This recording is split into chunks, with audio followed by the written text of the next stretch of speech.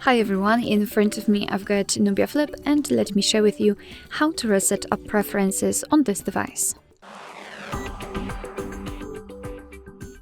So let's start with opening the settings, and here we have to scroll till we will find the apps. Let's tap on it. Then let's tap on see all 55 apps, of course 55 in my case, and tap on the three dots icon in the right upper corner.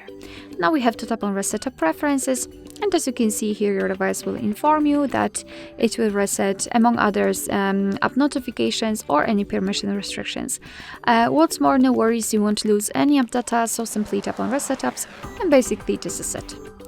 Alright, so thank you so much for watching. I hope that this video was helpful, and if it was, please hit the subscribe button and leave the thumbs up.